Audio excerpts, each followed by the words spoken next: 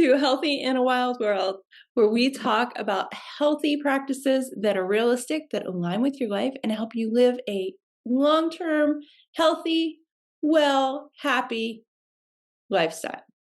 Today, we're talking with Alyssa Chavez, and she's got quite the story for you guys. And when she and I first talked, I learned quite a few things, which is not too rare because I actually go looking for these things. But I love talking with other providers and practitioners in this field who can right off the bat teach me something. So I'm going to turn this over to her. We're going to start this podcast with a little snippet. So by now you figured out what this episode is all about. So I'm going to turn this over to her. I'm going to let Alyssa introduce herself, and we're going to get to chit-chatting. So Alyssa, thank you for being here. Welcome. I am so happy to have this chat with you and to get the chance to talk again. Yeah, thank you, Bonnie, for having me on here today. I'm super excited to be here and share with your audience. There's so much to talk about. So, my name is Alyssa. I am a nutritional therapy practitioner as well as a restorative wellness practitioner. And I specialize in working with women with endometriosis because that's been a big part of my personal journey and something that I am very passionate about. So, my journey my journey with endometriosis really started back even in my late teen years, but I really had no idea what was happening in my body, of course, at the time, like so many other people. So really it started more in my late 20s when I first went off birth control for the first time in years and started having a natural cycle again and started having a whole lot of symptoms and things happening in my body. Had no idea what was going on. And of course, kind of went the typical route at first where I went to see a doctor or two or three and wasn't really getting any answers, wasn't really getting anywhere. It took quite some time to actually finally receive a diagnosis of what was happening in the first place. And even when I got that diagnosis, there was a whole lot of just, here's a medication. Oh, that didn't work. Here's another medication. We're just going to block all the hormones. And I'm over here saying, wait a minute. I just came off birth control after having been on it for years and was feeling, other than the endometriosis symptoms that were coming up, and many other ways, I was feeling a lot better being off of it, and wasn't loving that was my only option, wasn't loving the fact that the doctors were telling me, sorry, there's no cure for endometriosis. You have it for the rest of your life. Just take this medication. Good luck. And, I'm one of those people who I'm not going to sit down and just do whatever the doctors tell me. So I decided to kind of go my own route a little bit there, or a lot of it. And initially started with me just experimenting with the diet that I was eating, right? I started kind of cleaning up my diet, eating more vegetables, I did end up going gluten-free, which I'm not saying that everybody needs to do that, but for me, it made a big difference in my life. And just kind of paying more attention to what foods were working well in my body, what foods weren't, what was working, what wasn't working. And just with those dietary changes that I was making, I started to notice a huge difference in my pain levels and some of the other symptoms. And that kind of got me thinking, there's got to be more to this. Even the doctors telling me, oh, food has nothing to do with it. It won't help you. I was like, no, disagree. Food is medicine. Gonna figure this one out. And so that got me to, realizing what an impact it was having on my life, just the small changes I was making on my own. And I just wanted to learn more about it because I wanted to learn more to be able to help myself, of course, and continue to improve my symptoms and feel better along the way. But secondly, of course, I wanted to be able to pass that knowledge forward and help other people because there's so many people out there who are struggling. And so that's what I did. I went in to actually receive some training and certifications in learning about how to use food as medicine and how to really get to the underlying cause of what was going on in my body in the first place. Like, why am I experiencing this pain and this fatigue and these weird, wacky cycles and all the different things that were going on in my body? And so that led me through a whole rabbit hole of digging into all things gut health and hormones and nutrition and supplements and so many different things. And it's taken me to a journey now where I'm able to pass that forward, pay it forward in a way, and help other people who are having similar journeys and similar struggles. Because over the years that I've been working on this, I have seen just an enormous transformation in my health. I mean, I went from being in really, really intense pain every single month, and just it was affecting my life in on a day-to-day basis. It was affecting relationships, it was affecting my ability to work, it was affecting just my my ability to thrive through life, especially at such a young age. And so I have really dedicated my life now to paying that forward and helping other people who may be struggling with similar things. I love that. And I remember one of the things that you and I connected really well on was the gut health. And Hmm. I came from a different avenue, but I, even as a trainer, I kept telling everyone it starts at the core. It starts at your belly button, your center being, Hmm. and goes out. Absolutely. Internally, it's no different. And you'd mentioned gluten free. Everybody has something that they're sensitive to nowadays. The way that our food system is, and once you can partner back up with your body and figure out what that is, Hmm. makes all the difference. So powerful. Yeah. Mm. It's tremendously powerful. Getting to the point where your conscious brain understands that and stops throwing that Hmm. like temper tantrum might be that's sometimes a struggle, but for the most part, it's and yeah, going through life, once you start healing your gut and you start healing your body, the longer and the more consistent you are, the healthier and healthier you feel. Absolutely. Yeah, it's certainly not going to be an overnight transformation for anybody. I have no quick fix that's going to get you feeling better by next week, but it's making those little changes over time, being consistent with it. That's going to end up having those long term impacts on the way that you feel in general. Yeah, absolutely. Absolutely. So one of the things that I actually didn't know a lot about, and it makes sense now after we were talking about it.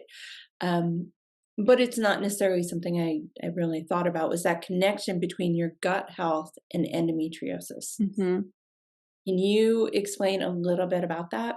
Yeah, absolutely. It's a huge topic, of course. There's there's a lot to say about the connection between gut health and endometriosis, but lucky for you, it's something that I love to talk about and could talk about all day long. So, a few things that come to mind. I mean, for starters, it's exactly what you were saying, right? Your gut health really relates back to most things that are going on in your body, right? Because your digestive system is how your body actually absorbs nutrients from the foods that you eat. And we need nutrients in order to do everything. So just on a very basic level, and this is going to apply to everybody whether you have endometriosis or not, it's all about that. Like even if you're eating the world's best diet, whatever that may mean, if your digestive system is not functioning optimally, then you may not actually be able to absorb nutrients from that food. So it might be coming in and out without really having a lot of impact on your body. So just that in and of itself can have huge impacts because if you are not digesting optimally and your body is not getting the nutrients that it needs from the food that you're eating, it's going to end up having downstream effects. And, in the case of endometriosis, not saying that lacking certain nutrients caused endometriosis by any means, but it does make it much harder for your body to heal, to keep up with all of its day-to-day processes. And that cascade of events is oftentimes where major issues come from, right? It's not an overnight process, just like healing is not an overnight process. Getting to where you are right now didn't happen overnight either. It can be something that develops over time. And, like with endometriosis, there's definitely a lot of confusion, I would say, at the present moment as to exactly how it develops, where it comes from. There have been a lot of studies, there's a lot of information out there, but there doesn't seem to be a super definitive answer on that. They do think that there is some sort of a genetic component, however, but there is something to epigenetics, which is that your genes only do so much, and then it's a matter of your diet and lifestyle choices along the way that can impact how your genes actually present themselves over the course of your life. So that's definitely something to consider, especially when it comes to nutrient absorption and all of that. But as far as gut health even having a more direct impact on endometriosis, I think one of the really important things to understand is kind of a two-part thing. One is that endometriosis does have an immune system component to it, like an immune dysfunction component to it. So there, scientists research that has been done over the years. They think that actually the endometriosis lesions that begin to develop, it's actually a very common occurrence that these cells, these abnormal sort of cells, end up, being where they shouldn't be, basically, in your body. But that in a normal, healthy body, the immune system just comes right behind and cleans it all up. Whereas with endometriosis, that doesn't happen. And so those lesions kind of take hold and start and can begin to grow and develop and progress along the way. So, and oftentimes what happens with that is just that your immune system, it's kind of like an army with troops, right? It only has so many troops to send out at one time. And if they're all busy doing one thing, that means there's not enough resources left over to do something else. And so that's where the gut health piece really comes in, because about 70 to 80% of your immune system lives inside of your gut.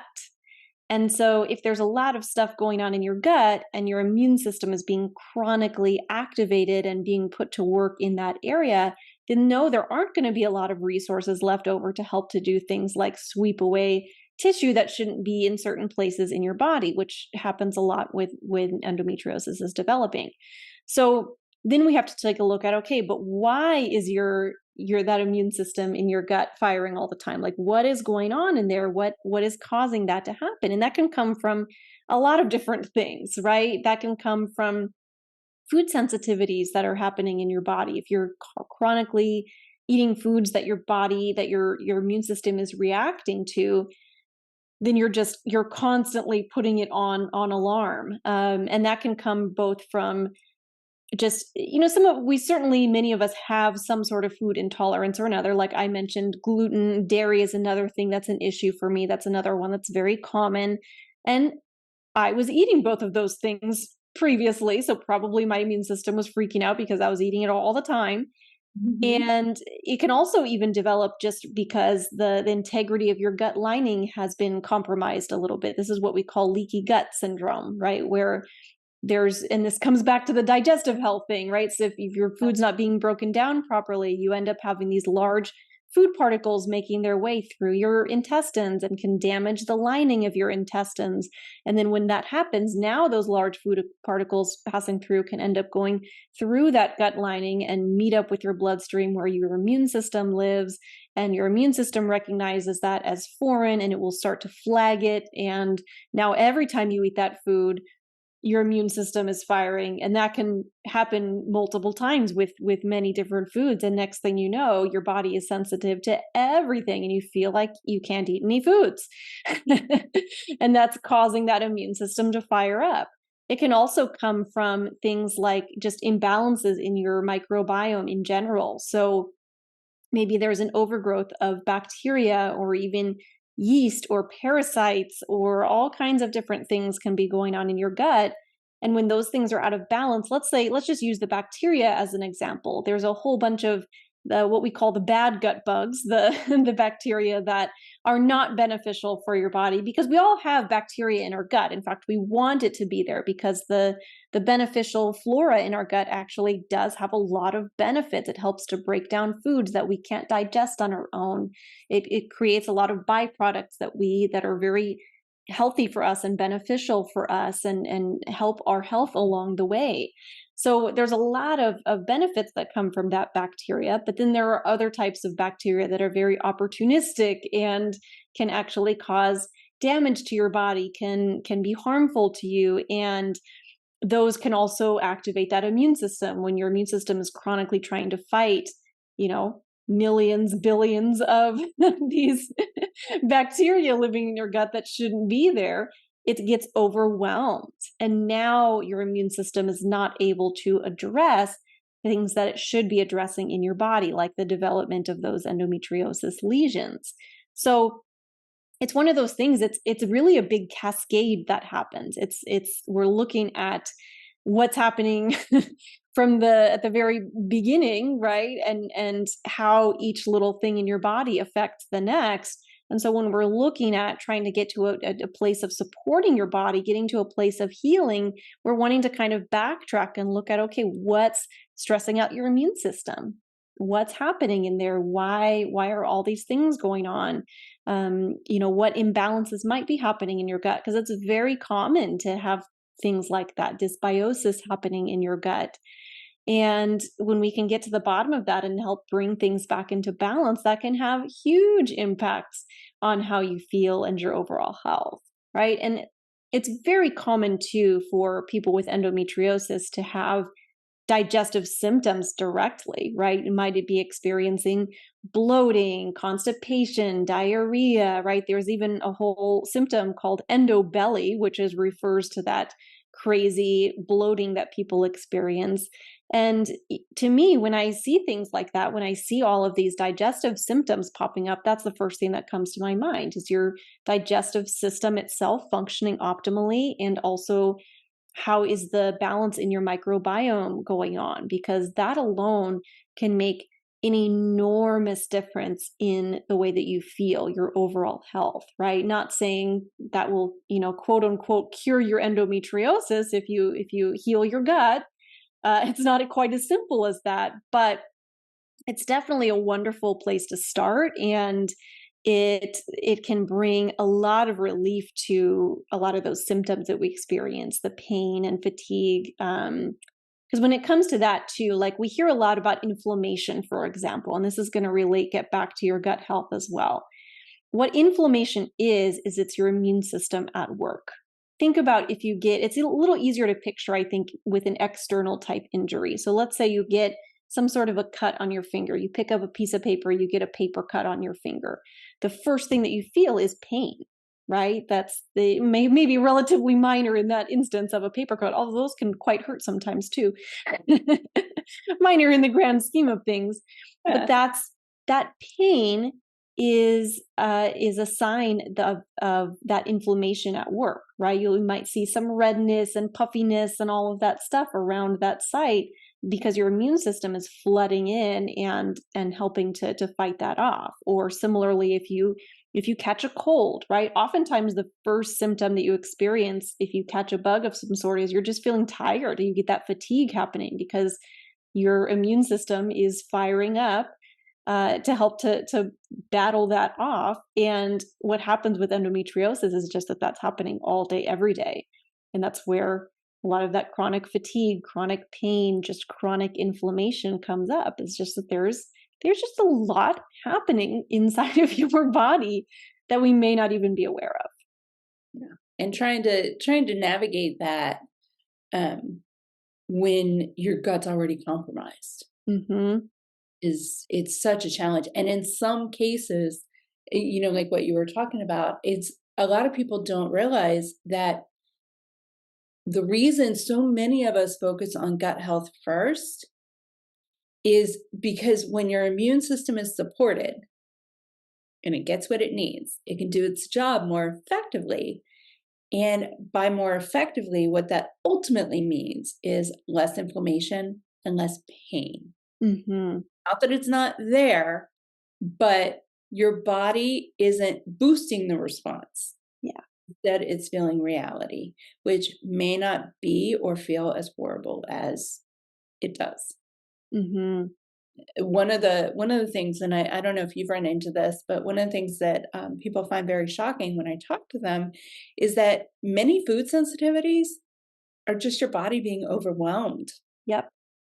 And once your gut is in balance, your sensitivities significantly decrease. Mm-hmm. That may stick around. My dairy intolerance went nowhere. Yeah. And soy's not going anywhere anytime soon either. Yeah. But everything else has stabilized. And eating peas used to be a major issue for me. Mm. peas, peanuts, that whole family of peas. Um, it used to be a major challenge for me. And really all it was is my body was in that state of trauma and stress. I mean, we were throwing hormones in my body left and right, Mhm. a little fertility treatment. Mhm. And what that does is the very first place that attacks is your stomach. Yeah. It's because of your immune system. So anytime you're dealing with anything, even a common cold, your gut's the first place that's attacked. It's like the first line of defense. Exactly. Yep. You breach that fort, and you got a lot of repair to do. Yes, exactly. Yeah. So I know we talked a little bit about, nutrition and the way that that can impact your gut. Do you have like a top 2 or 3 suggestions for holistic natural ways that someone could manage their endometriosis better, or at least to Yeah. diminish the endobelly? Because I know Yeah. that's a significant issue for so many people. Yeah, absolutely. It very much is. Yeah, I would say my top piece of advice for anybody who's, struggling with endometriosis, and especially if you're kind of just getting started in the world of understanding how diet impacts your health and the way that you feel, my best piece of advice is just to eat whole foods as much as possible, meaning foods that are as they appear in nature, right? Your fruits, your vegetables, your whole food sources of protein like meat and poultry and eggs. Of course, this is all dependent on what works well for your body. Some of those foods, you have certain sensitivities and intolerances and stuff, of course, follow along with those. Like dairy is a perfect example. Dairy can be very beneficial for a lot of people. It has a lot of benefits, a lot of nutrients in it, but it also doesn't work well for a lot of people. I know I am on that list. My gut definitely doesn't feel well if I have dairy, so that's a no-go for me, but it doesn't mean it is for everybody. Just focusing on those whole foods can make huge impacts right there, because if you compare any whole food to any processed packaged food, it's automatically going to have more nutrients. It's going to have much better impacts on your body and your overall health. It's going to help you get those nutrients into your body so that your body has the resources that it needs to begin that healing process. So, that is a definite step one for anybody, right? Is just focus on the whole foods. Keep it simple, because I hear so much thrown around these days about the endo diet, the endometriosis diet, and all these specific foods that you should eat and shouldn't eat. And honestly, what I really get out of that is just there's a lot of confusion in that area. And I think a lot of what it comes down to is people are sharing what worked well for them. Like, oh, I cut out red meat, for example, and I felt a lot better. Well, that may be true for that person, but that doesn't mean that that's going to be the case for everybody, which I guess really comes to my part two. My second best piece of advice is to learn what works for your own unique body. We're just, even if you're with a whole group of people who all have endometriosis, so supposedly we're all semi the same, we're not. We're all different bodies, we come from different backgrounds. There's just so much in our body that is very unique and individual. Just having endometriosis in the grand scheme of things means very little in the overall way that your body works and what your body needs. So I guess my biggest advice here is just to stop listening to other people's advice about what you should eat and instead focus on what works for your body. Like, for example, I work with clients one on one who have endometriosis, and every single one of them is eating differently. It's not, I don't have like, oh, you have endometriosis. Here's the list of foods you should and shouldn't eat, because everybody's body reacts differently. There certainly is something to, many people have developed specific food sensitivities, and just we all come from different cultures, different backgrounds.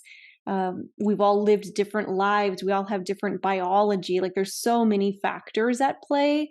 So it's much more a matter of figuring out what actually works for your unique body. And, even when it comes to the food sensitivities, I really liked what you were saying before about, like cutting out the peas and the peanuts, and that wasn't working well for you. But I love that now you've gotten to a place where you've found that, healing in your body to now where you are able to eat the foods. And that's the end goal, right? The goal is not just to find that next food that you have to cut out. So now I only have 5 foods left that are safe for me to eat. And I'm terrified to go out in social situations and have to deal with that because I have no foods that I can eat. That's not a way to live, right? I mean, even for me, like I'm sensitive to gluten and dairy, and that is restrictive in and of itself. There is some reality to having to navigate that. But other than that, I eat pretty much everything. I mean, I that wasn't always the case. I certainly once upon a time, similarly to you, had food sensitivities that were happening. I kind of was able to pinpoint what was going on in my body, doing some testing and things like that to actually see what's happening, what's going on in my body. And I did remove foods that I was sensitive to for a period of time while I was also doing that deeper gut healing work to really get to the root of why my body was sensitive to all these different foods in the first place. But now I'm in a place where I'm eating all the foods. I other than for me gluten and dairy, and of course just the foods that are generally not healthy for human beings anyway. Like I really try to avoid vegetable oil and soy. So soy is a little bit of a, I don't completely avoid it by any means. I don't actually have a sensitivity to soy, but I just try not to overdo it. And honestly, a lot of it with soy is like it comes in the form of soybean oil, which isn't particularly healthy for us. If it's like I'm eating edamame, that's a different story. That's a whole food source. Anyway, there's a lot to unpack with that. But other than that, give me any fruit, give me any vegetable, give me any source of protein, any sort of meat, poultry, eggs, any of that. I'm able to eat all of it, right? I'm not cutting out any major, foods. I don't have like a long list of foods that I avoid on a day-to-day basis. All of that for me was a short-term process, and that's the same process that I help other people with as well. It's not intended to be a long-term plan of restricting your diet like crazy, because it's just not sustainable. It's going to leave you with nutrient deficiencies. It's going to leave you feeling like you're going crazy because you don't know what to eat anymore. And that's just not going to be healthy physically or mentally or any of the things. So that's really my best advice. I know that's not like super specific, but I just, You know, exactly what I said, you kind of can't be. and you and I follow similar processes where I'll remove things for a while, but the very first step that I do with each of the clients that I work with, even if it's we're just talking, the very first homework assignment you have is I want to know what you're eating, when you're eating it, and what happens. I don't Hmm. care about time. I need to know what's happening. Yeah. Because if you're responding to food, it's got to go for a minute so that we can give your stomach and your body a little bit of a hug. It needs a break because it's trying so hard and it's working overtime. It's like Hmm. your gut's a factory. And if the factory is a worker, now your little gut workers are working 24/7. They need a break. They need a vacation. And the vacation is taking some of those foods out for a while, Hmm. giving your gut, giving your body a baseline that's very easy to digest, that's not going to throw you into turmoil, and just letting your body hit a reset button. Yes. I mean, my So first important. yeah, my first program has always been the very first step that I send everybody has always been a reset. And I know Mhm. it's kind of one of those terms that so many of us use, but there's Sure. so much truth to it. Yeah. If you're just continuing to feed people or feed your stomach foods that you're feeling sick, what you're eating is causing you to feel sick, you're not getting better, you have to take a step back and you have to relax. And I love what you said about, what someone next to you is eating isn't necessarily what you should be eating. We Yeah. are so very different. Hmm. And there are how many thousands of bestseller diet and nutrition books out there and health? And the whole reason is there are groups of people that these things work for. Hmm. There's truth to each and every one. And yes, there are scientific studies behind each and every one, but that doesn't mean it works for everybody. Exactly. Yeah. You gotta figure out what blend and mix works for you. Because Yes. otherwise you hit that yo-yo. Or the hamster wheel, whatever analogy you want to go with. You're Yeah. just returning back to where you started. And Yeah. Yeah. And yeah, I think the biggest takeaway that I've gotten through just experiencing that for myself, watching other people experience the same thing, biggest takeaway that I've gotten is just like stop looking outside of yourself for the answers. Especially when it comes to diet, what you're eating. Our bodies are very intuitive, right? And sometimes it's a matter of kind of going back to your roots and learning to interpret and understand the signals that your body is sending. But when you learn to really tune in and listen to that, our bodies know, right? Like at this point in time, and of course, I've been working on this stuff for years now. So I have learned to kind of develop that intuition more over time. But I can tell at this point very quickly if I've eaten something that my body is not responding well to. And the opposite, I can also tell if the foods that I'm eating on a regular basis are doing well for my body. It's just a matter of really tuning in and listen, because I think so often, especially in our modern culture, our modern society, unfortunately, we are kind of taught to ignore that, right? We're kind of taught to, you know, just get on with our lives and keep going no matter what's happening. And I think part of that is just a lot of symptoms are really normalized, like bloating, for example. We're all kind of taught that bloating is just a normal part of life. You're just going to be bloated. And I think especially for women, maybe even more so, it's just you're just get bloated sometimes. Okay, but we don't really take the time to investigate why, what's going on, what's kind of at the root of that. And it can be related directly to food. It can also be related to your digestive health in general. But just even taking the time to notice things like that and begin to kind of make those connections. Or if you're having changes in your bowels, right? All of a sudden your bowels are looser than they used to be, or maybe you're experiencing constipation and that didn't used to happen, or maybe things are kind of coming and going on that front. Well, that's your body telling you something. Any sort of symptom that that you're experiencing, that you're feeling in your body, that's your body sending out a signal for help. Like, hey, something's going on in here. I'm feeling uncomfortable. I'm sending you this warning signal of something's going on in here. And if we can learn to actually listen to that and tune into that instead of just ignoring that and getting back to work or whatever right. whatever your tasks are for the day, just that alone can be really powerful. It really can. And there's so much truth to learning how your body sends signals. Cravings Mhm. are there for a reason. It's your subconscious telling you what you need, Mhm. and we've lost track of the fact that all these things that feel normal in our society that we've been told they just happen. They don't.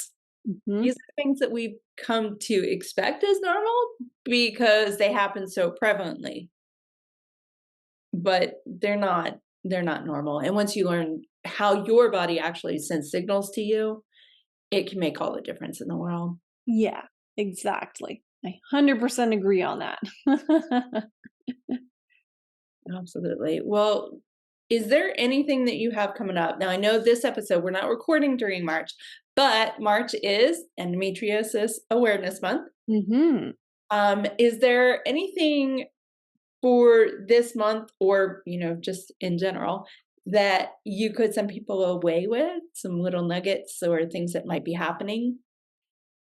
Yeah, I don't have any particular events coming up in March, but I do have I do actually have a podcast myself called the Endo Belly Girl podcast. And during the month of March, we will definitely be talking about some things related to just, I mean, I've talked about endometriosis every week, of course, because that's the topic of the podcast, but we will certainly be having some conversations and things around just awareness of endometriosis and, things that I think we should all, have more awareness of, whether it's just how to tune in more with our own bodies or, how to bring more understanding to our loved ones around us. There's a lot of little topics that we can talk about. So definitely tune in to that, and we'll be talking about that. You can also find me on Instagram at endobellygirl, and I have a lot of content on there. I'm always sharing things and posting things, so please feel free to connect. You can even send me a little DM and say hi. I always like to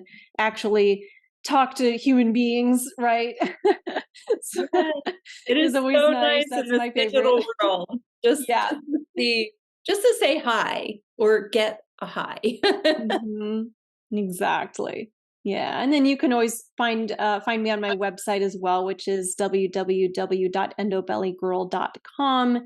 There's lots of resources on there as well, that you can take a look at and, kind of learn some more things about endometriosis that hopefully can be very helpful for you in your healing journey. I hope so. Yeah, we'll link everything in the show notes so everybody can find you easy. They can just pop over. And then we'll definitely tag you in this so that people can find you that way too. Uh, Perfect. one last thing, did you have any last minute tips, suggestions, any nuggets that we might not have talked about that you wanted to make sure to mention?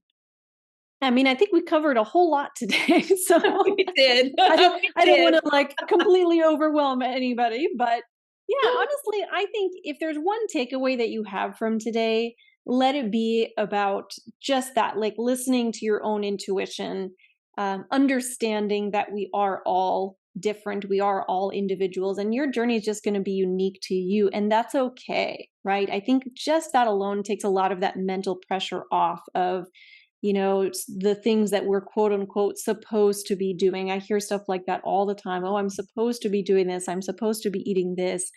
Try to get away from following anybody else's rules, except for the ones that actually resonate with you and work for your own body. I think that's probably the most powerful takeaway, an important takeaway that we can all have from today. I agree. I agree. Be a rebel. Hmm. Even if that's not you in real life, be a rebel Yes, yourself. absolutely. For yourself. Well, thank you so much for being here. I am so grateful to you. And we'll definitely link everything below so everybody can find you very easily, because I know significant portion of the people watching this podcast have or are dealing with either endometriosis or PCOS. It's something I Yeah, know about. So very common, right? very common, Yeah, unfortunately. But there's things we can do to help feel better.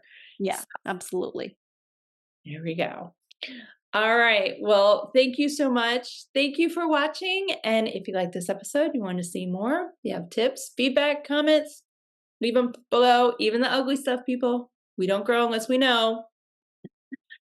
So I will chat with you guys all later, and I will see you on Instagram or somewhere else. You and I will stay in touch for sure, because there's a lot of crossover here. So don't Absolutely. be Well, thank you so surprised if much for you having me. guys. Thank you. Cheers.